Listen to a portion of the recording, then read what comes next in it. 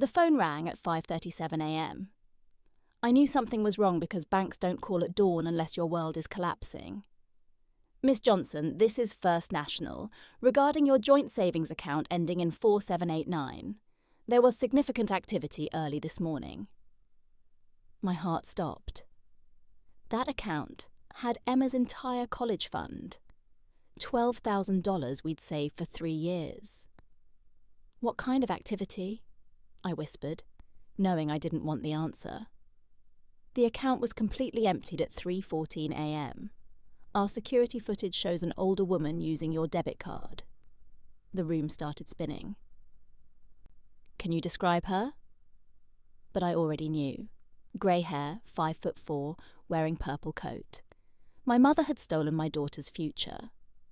6 months ago, I thought my mother had finally changed, and God, how naive was I, because she showed up at my apartment on a Tuesday evening, tears in her eyes, clutching her purse like a lifeline, saying, "Sarah, honey, I need to talk to you about something serious."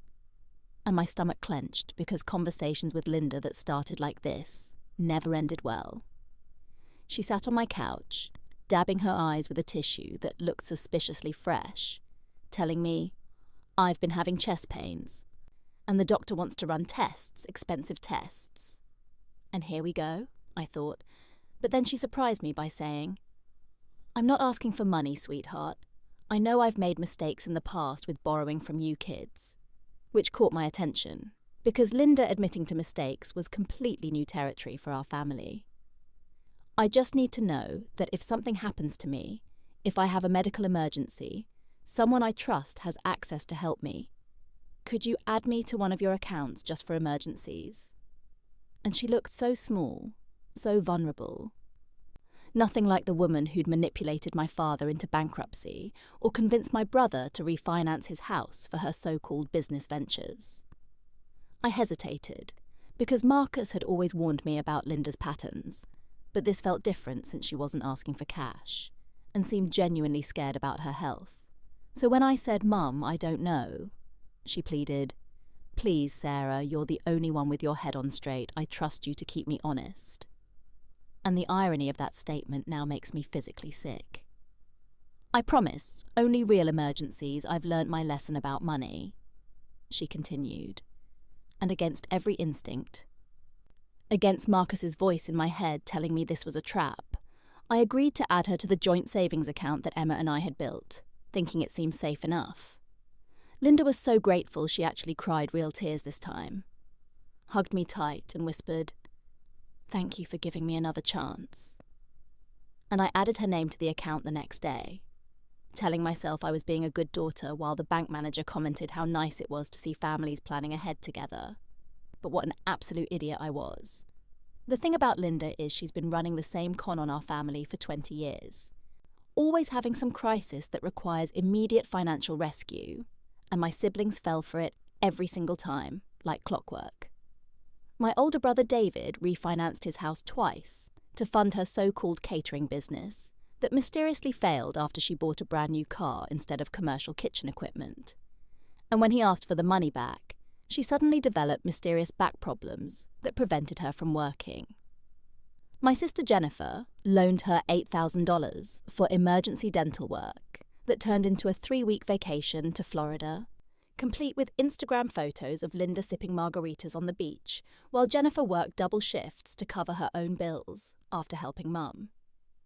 Then there's my younger brother Michael, who gave her his entire inheritance from our grandmother, convinced she needed it for cancer treatments that we later discovered never happened, because Linda was never actually sick, just wanted money for gambling debts she'd racked up at the casino. Each time, Linda would promise to pay them back with interest, swearing on our father's grave that this was the last time she'd ever ask for help. But somehow there was always another emergency, another sob story, another reason why repayment had to wait just a little longer. I watched this pattern destroy my siblings' finances and marriages one by one. Watched Linda manipulate their guilt and love until they were emotionally and financially drained. So I made a decision early on to never give her a single dollar, no matter how desperate her pleas became. For 15 years, I held that line. ignored her tears and guilt trips and accusations that I was heartless and selfish, refused to enable her destructive behaviour while my siblings called me cold and unsympathetic for not helping family in need. But when she came to me 6 months ago with that health scare story, something inside me cracked, because the thought of my mother dying alone and afraid while I held grudges felt unbearable. And for the first time in my adult life, I let my guard down. I convinced myself that adding her to the account wasn't really giving her money, just providing security, and that maybe she really had learned from her mistakes after watching her other children struggle financially because of her choices. But clearly, I was just another mark in Linda's long game of family manipulation. The withdrawals started small and innocent enough. Just $50 here and there with perfectly reasonable explanations that made me feel guilty for even questioning them in the first place. First, it was her blood pressure medication that insurance suddenly stopped covering, and Linda called me crying about how she couldn't afford the $120 prescription. So I told her to use the emergency account, because what kind of daughter lets her mother go without heart medication? 2 weeks later, it was her car making strange noises, and the mechanic said if she didn't fix it immediately, the engine would seize, costing thousands more. So another $200 seemed logical and responsible. Then her grocery money got tight because her social security check was delayed due to some government mix-up, and elderly people shouldn't have to choose between food and rent. So I authorised another $150, while mentally noting this was becoming a pattern, but telling myself these were legitimate emergencies exactly like we'd discussed. Linda was masterful at making each request sound urgent and reasonable, always calling at just the right moment when I was stressed or distracted, always with detailed explanations about why this particular crisis couldn't wait, always promising this would be the last time she'd need help. She'd follow up each withdrawal with grateful texts about how I was saving her life, how she didn't know what she'd do without such a caring daughter, how she was working hard to get back on her feet, and wouldn't need my help much longer. When I mentioned the frequency of emergencies to Marcus, he raised his eyebrows and said, "Seems like your mom has a lot of bad luck lately."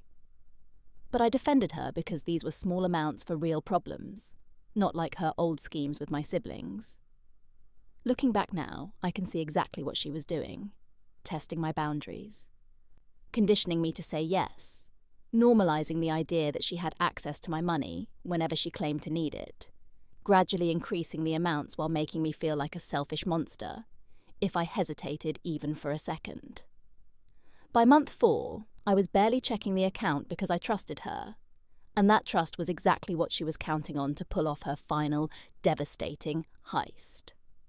Marcus has been my best friend since college, and the only person who's never been fooled by Linda's manipulative bullshit, which is probably why I should have listened when he grabbed my arm in the bank parking lot 6 months ago and said, "Sarah, what the hell are you doing?" after I'd just added my mother's name to Emma's college fund account. "She's changed, Marcus, this is different," I insisted. But he shook his head with that look he gets when he's trying to save me from myself and said, "Linda doesn't change. She just gets better at finding new angles to work, and you're about to give her access to everything you and Emma have worked for."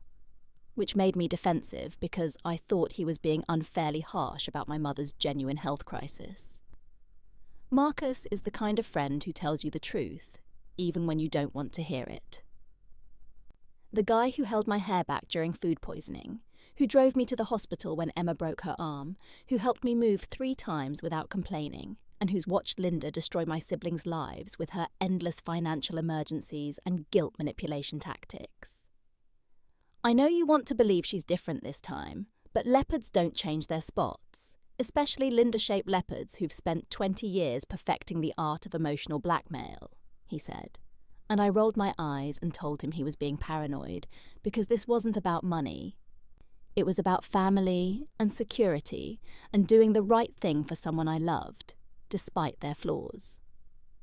Marcus sighed and pulled me into a hug, saying, "I hope you're right, Sarah. I really do. But when this goes sideways and she breaks your heart again, I'll be here to help you pick up the pieces." And I laughed it off, telling him he worried too much and that maybe Linda deserved the benefit of the doubt after all these years. Now, sitting here at 5:43 a.m., staring at my empty bank account, I can practically hear Marcus saying, "I told you so," except he's too good a friend to ever actually say those words. Which is exactly why I need to call him right now. Because he's the only person who'll understand the full scope of this betrayal and help me figure out what to do next without making me feel like a complete idiot for trusting my mother one more time. After hanging up with the bank, my hands were shaking so badly I could barely dial Linda's number. And when it went straight to voicemail, I told myself maybe she was just sleeping. Maybe her phone was charging. Maybe there was some perfectly reasonable explanation for why $12,000 had vanished from my account at 3 a.m. "Mum, it's Sarah. Call me back immediately. There's been some kind of mistake with the bank account," I said in my first message, trying to keep my voice steady and give her the benefit of the doubt, even though my gut was screaming that this was no mistake. I called again 5 minutes later. Then again. Each voicemail getting more desperate and frantic as the reality started sinking in. That Linda wasn't just unavailable. She was deliberately avoiding my calls, because she knew exactly what I'd discovered. "Linda, I know you're getting these messages. The bank says you emptied Emma's college fund.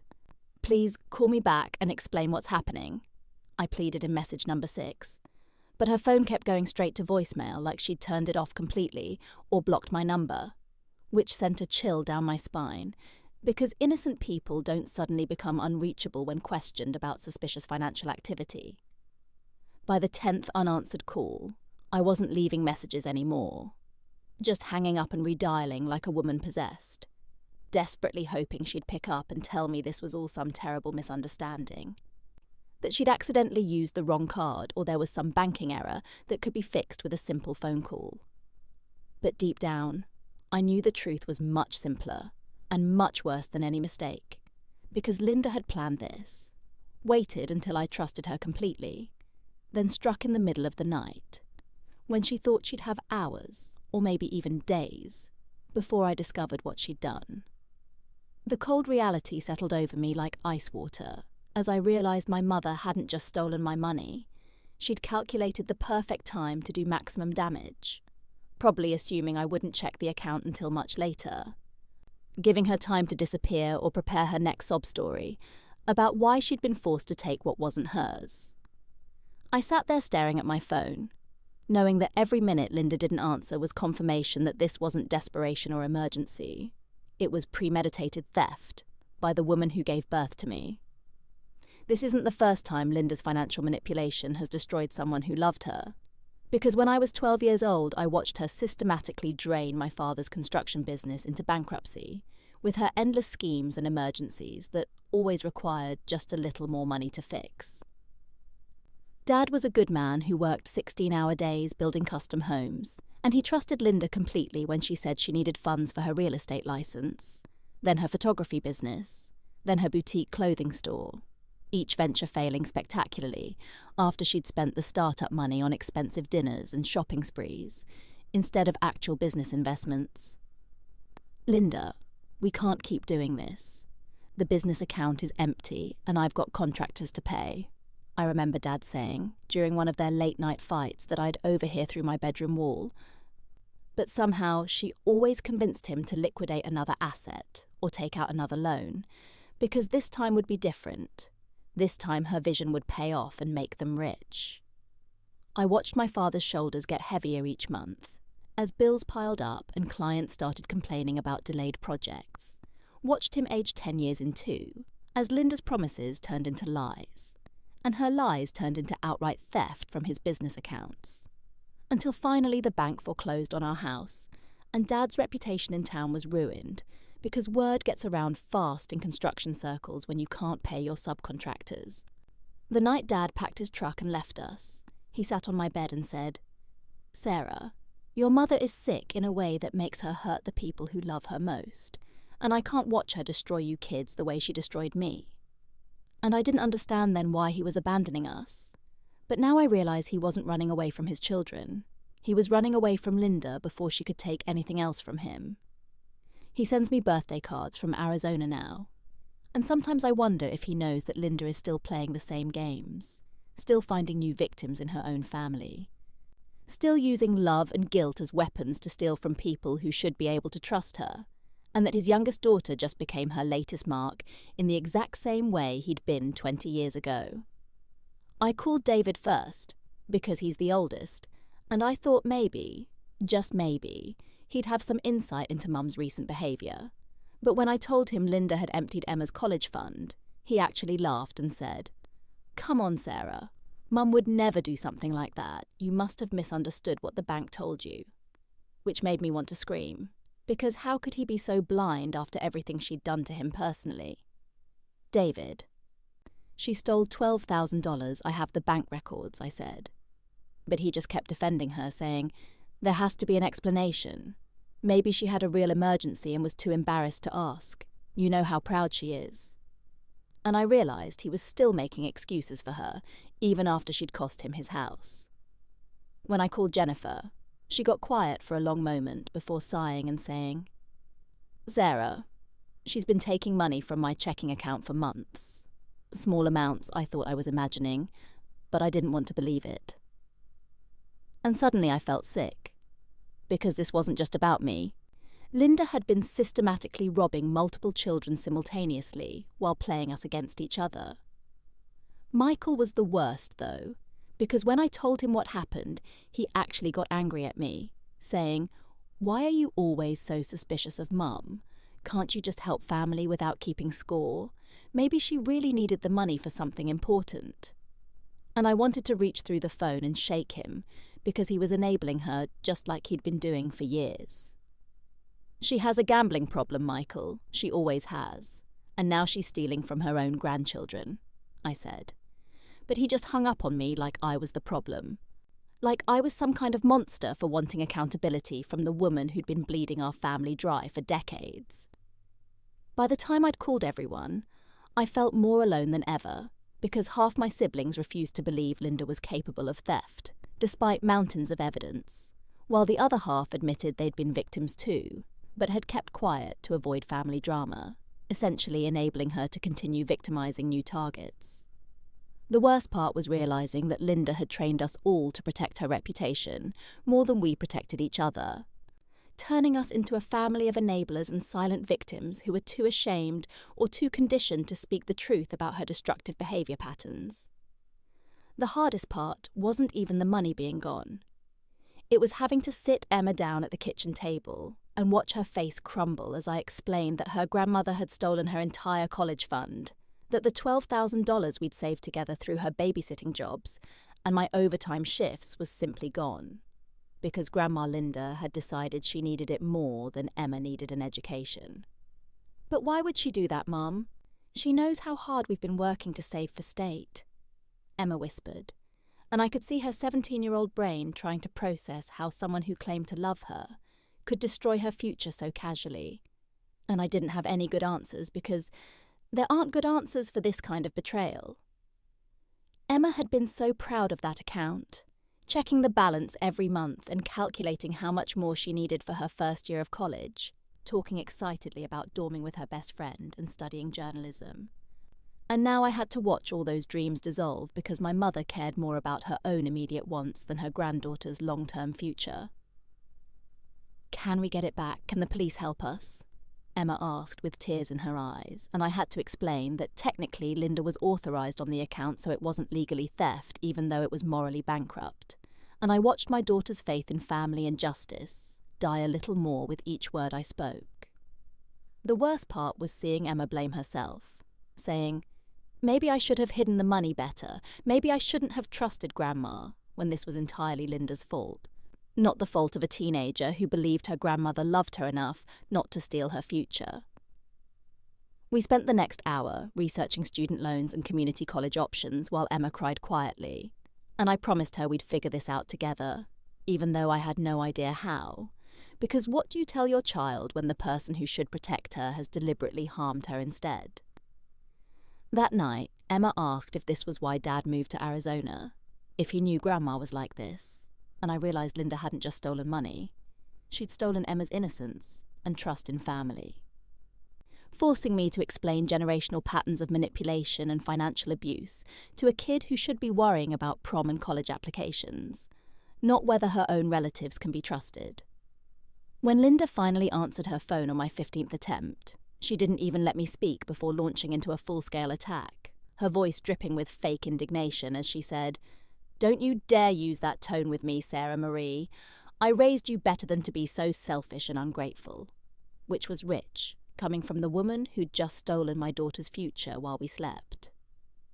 "You took Emma's college money, Mom. $12,000. What were you thinking?" I said, trying to stay calm. But she immediately started shrieking about how I was always so dramatic and making mountains out of molehills, like grand theft was just a minor family disagreement we could laugh about later. That money was sitting there doing nothing while I'm struggling to survive on Social Security. Don't you think I deserve something after sacrificing my entire life to raise 4 ungrateful children? She continued, and I could practically hear her working herself into the victim role that had served her so well for decades. Linda's voice got higher and more righteous as she warmed up to her theme, telling me I wiped your nose and changed your diapers and worked 2 jobs to keep a roof over your head, so don't lecture me about what I deserve after everything I've done for this family. Completely ignoring the fact that she'd abandoned those 2 jobs to chase get-rich-quick schemes that bankrupted our household. "This isn't about what you deserve, Mum. You stole from your own granddaughter," I said. But she just talked over me, saying, "Oh, please. Emma's 17, she has plenty of time to save money." But I'm 68 years old and I needed that money now for important things, without explaining what could possibly be more important than her grandchild's education. The conversation spiraled into Linda's greatest hits of manipulation, including, "I guess I know where I stand with my own daughter," and "After everything I've sacrificed, this is how you treat me," and "You kids are all so spoiled, you have no idea what real struggle looks like." Until I realised she genuinely believed she was the victim in this scenario. That somehow stealing $12,000 from her granddaughter was justified because she'd performed the basic duties of motherhood 30 years ago, and thought that entitled her to unlimited access to our bank accounts forever. After Linda hung up on me mid-rant, something clicked in my brain and I realised that getting emotional wasn't going to solve this problem, but getting smart might. So I immediately started my phone's recording app and called her back, knowing she'd probably answer just to yell at me more and give me exactly the evidence I needed to prove her guilt to the rest of the family. Sure enough, she picked up screaming, "Stop harassing me, Sarah. I don't have to justify anything to you." And I let her talk, staying calm while she dug her own grave with statements like, "That money was mine by right," and "Emma can get student loans like everyone else," and "I deserve to enjoy my golden years after raising you brats." All of which I captured in crystal clear digital audio.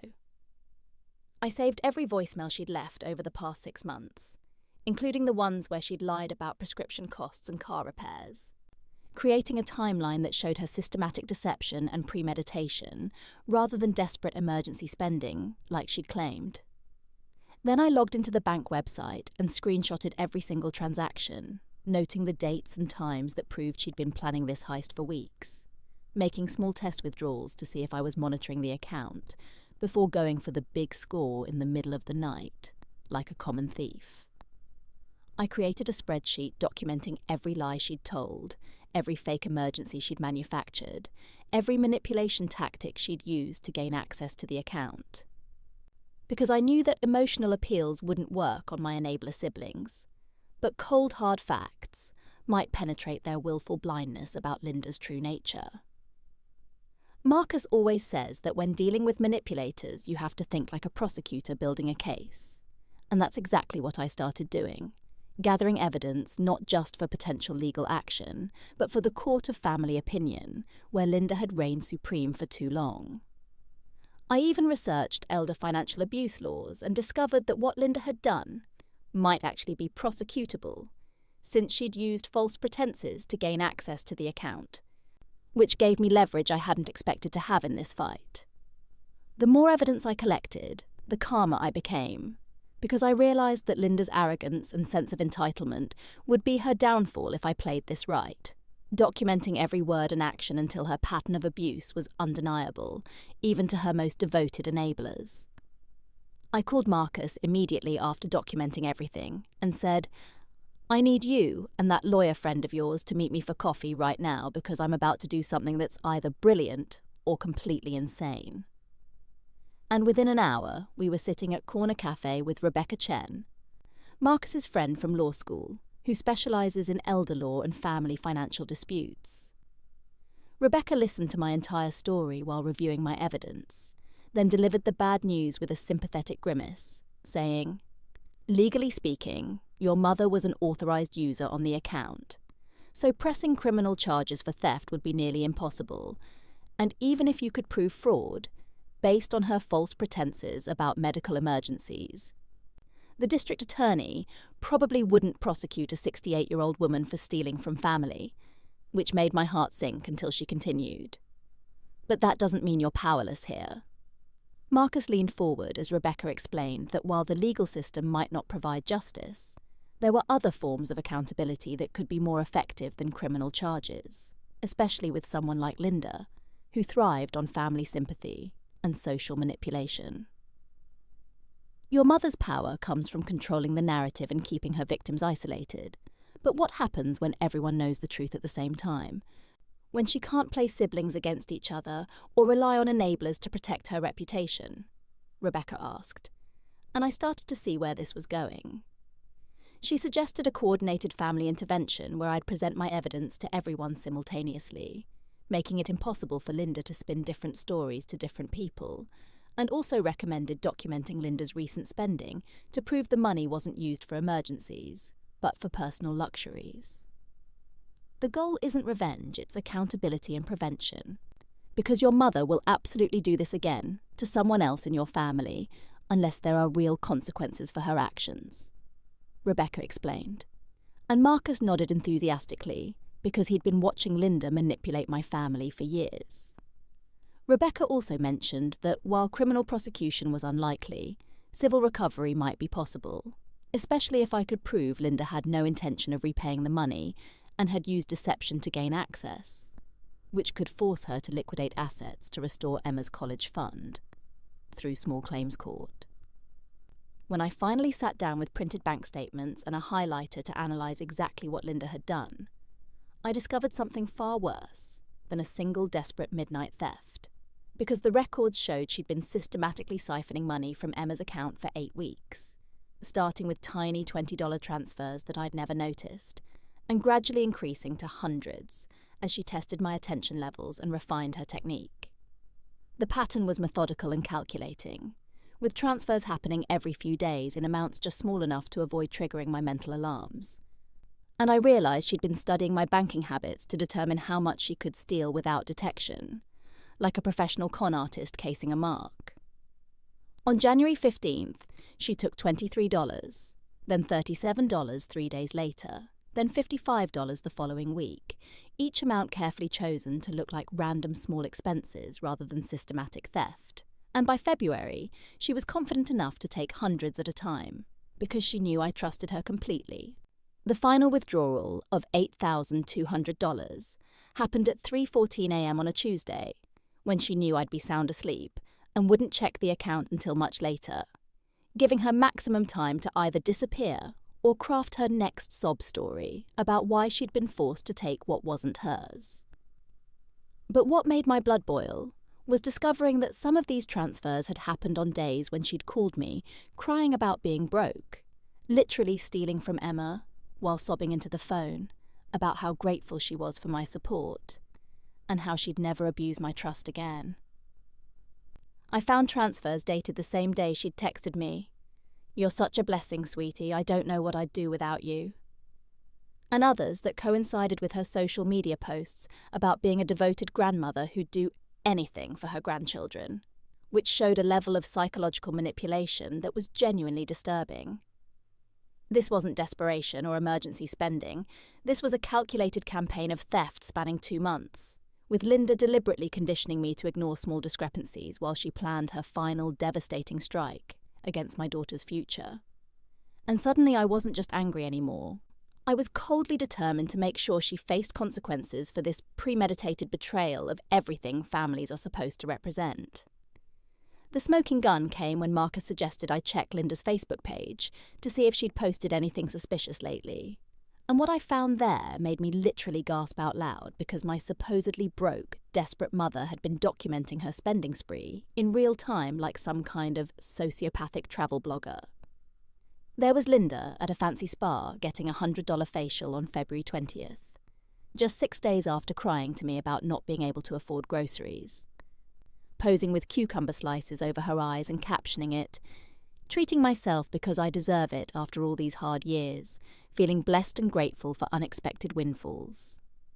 2 days later, she'd posted pictures from an expensive seafood restaurant, showing off a lobster dinner that probably cost more than Emma's weekly grocery budget, with the caption, "Life is too short not to enjoy the finer things. Cheers to new opportunities and fresh starts," which made me want to throw my phone across the room. But the absolute worst was her vacation album from last week. Dozens of photos from a beach resort in Mexico showing Linda sipping cocktails by the pool, getting massages, and shopping at luxury boutiques, all funded by money she'd stolen from her own granddaughter's college fund, while telling me she needed it for medical emergencies. She'd even posted a selfie with the caption, "Finally living my best life at 68. Sometimes the universe provides exactly what you need when you need it most. Grateful for family who understand that elders deserve respect and support," which was so brazen and shameless that I screenshotted every single post as evidence of her fraud. The comments from her friends praising her for finally putting herself first and enjoying her golden years made me sick, because they had no idea this luxury vacation was funded by theft from a 17-year-old girl who'd been babysitting and saving for 3 years.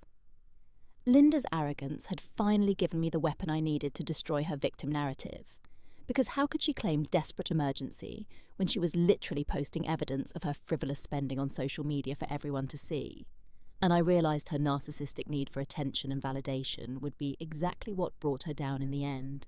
Armed with screenshots of Linda's luxury vacation and spa treatments, I started making strategic phone calls to every family member and friend I knew she'd borrowed money from over the years, beginning with my cousin Janet, who'd loaned Linda $3,000 for emergency home repairs that turned into designer handbags and casino trips. "Janet, I need to show you something that's going to make you furious, but I think you deserve to know where your money really went," I said, and when I texted her the photos of Linda's Mexican resort vacation, Janet actually started laughing in that bitter way people do when they realise they've been completely played by someone they trusted. I called my Aunt Carol next, who'd given Linda $1,500 for car repairs just last month. And when Carol saw the pictures of Linda getting professional massages and eating $100 dinners, she said, "That manipulative witch has been crying poverty to me while living like a queen on stolen money," and immediately agreed to help me organise a family intervention. One by one, I contacted everyone Linda had scammed, sharing the evidence of her recent spending spree, and explaining how she'd used the same fake emergency tactics on all of us, playing us against each other while systematically draining our family's resources for her own selfish pleasures. My brother-in-law Tom, who'd co-signed a loan for Linda's medical bills that she'd defaulted on, was particularly angry when he saw the spa photos, because he'd been making those payments himself to protect his credit score, while Linda jetted off to Mexico on money she'd stolen from Emma. Within 24 hours, I had a group text going with 8 family members who'd been financially victimised by Linda, and we started comparing notes about her manipulation tactics, discovering that she'd used identical sob stories on multiple people simultaneously, sometimes borrowing for the same fake emergency from 3 different relatives in the same week. The group chat became a support network and evidence-gathering operation, with everyone contributing screenshots, bank records, and recorded conversations that painted a clear picture of Linda's systematic fraud against her own family members. Rebecca had been right about the power of coordinated exposure, because suddenly Linda couldn't rely on keeping her victims isolated and ashamed, and I realised we were building an airtight case that would make it impossible for her to manipulate her way out of consequences this time. I organised the intervention for Sunday dinner at David's house, telling Linda that the family wanted to celebrate her recent good fortune, while secretly coordinating with 8 relatives she'd financially abused over the years.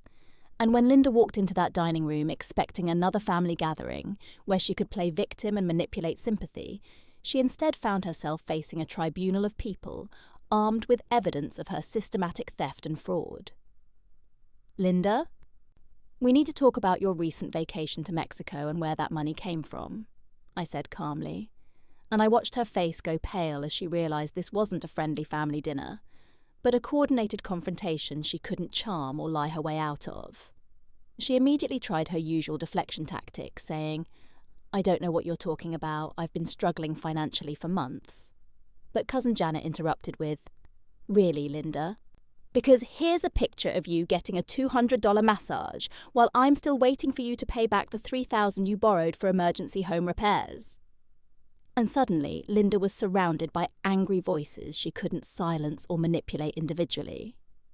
Aunt Carol showed her the photos of Linda's luxury dinners while demanding repayment of the $1,500 she'd loaned for fake car troubles.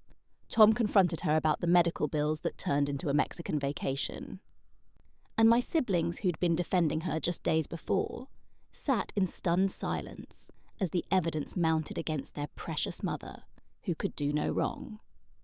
Linda tried every trick in her playbook, crying about being ganged up on by ungrateful children, claiming she'd used the money for legitimate emergencies we didn't understand, even attempting to storm out dramatically. But for the first time in decades, there was nowhere to run because everyone in that room had been her victim, and nobody was buying her sob stories anymore. "The vacation photos are time-stamped, Linda. We have bank records showing when you stole Emma's college money. And we all compared notes about your identical emergency stories," I said, watching her realise that her greatest weapon, the ability to divide and conquer her family through isolated manipulation, had been completely neutralised by our coordinated response. She sat there looking smaller and more desperate than I'd ever seen her, finally understanding that the game was over and real consequences were coming, whether she liked it or not. The final blow came when I pulled out my phone and said, "Linda, since you keep talking about your health problems and medical emergencies, I thought everyone should know about your recent doctor's visit."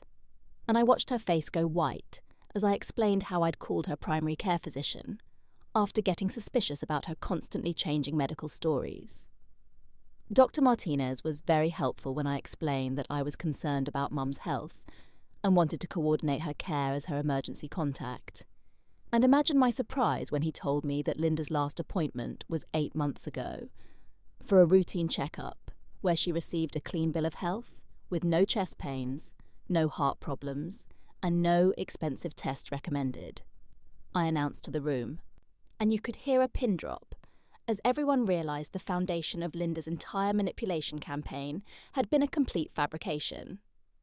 Linda started sputtering about privacy violations and different doctors, but I continued relentlessly.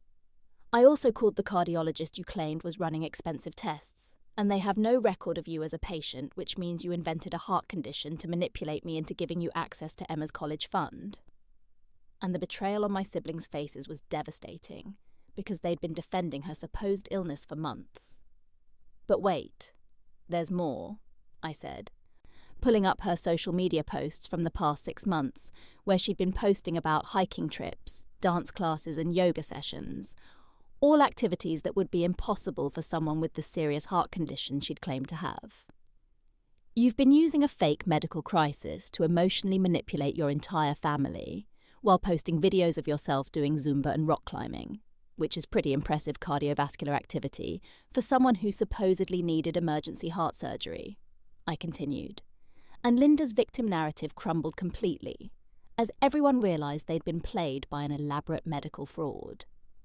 The room erupted in angry voices as family members shared how Linda had used her fake illness to guilt them into loans, babysitting, rides to fake doctor appointments and special treatment, while she'd been perfectly healthy and using their sympathy as a weapon against their wallets and emotions. "Every tear you cried, every time you clutched your chest dramatically, every story about being too sick to work but needing money for treatments, it was all an act to steal from your own family," I finished. And Linda finally had nothing left to say, because her greatest lie had been exposed in front of everyone she'd victimized. Linda's final, desperate play was to start screaming about ungrateful children and threatening to cut everyone out of her will. But the power dynamic had shifted so completely that her threats just sounded pathetic and empty, especially when Janet laughed and said, "What will, Linda? You don't own anything except debt and stolen money," which seemed to break something inside her as she realized her usual nuclear option had no impact on people who were finally done being manipulated. She tried to storm out again, but Tom blocked the door and said, "You're not leaving until we figure out a repayment plan for everyone you've robbed." And suddenly, Linda was trapped in a room full of people demanding concrete action instead of empty promises, with Carol pulling out a calculator and adding up the total damage, while Linda whimpered about how mean we were all being to a sick old woman. "The fake illness card doesn't work anymore, Mum. We all know you're perfectly healthy and have been lying about everything," David said, and I could see him finally accepting the truth about the woman who'd destroyed his financial security while playing victim, which seemed to devastate Linda more than any of our anger, because David had been her most loyal defender. When I announced that I'd already shared the evidence with Linda's church friends and book club members, explaining how their donations for her medical expenses had actually funded a luxury vacation, Linda started hyperventilating because her social circle was learning the truth about her systematic fraud and manipulation tactics. "You can't tell people about family business," she gasped. But it was too late, because her reputation was already crumbling as word spread through her social networks about the fake heart condition and stolen college money, forcing her to face consequences in the community where she'd built her victim persona. The final blow came when I handed her a formal repayment agreement that Rebecca had drafted, demanding full restitution of Emma's college fund plus damages within 90 days.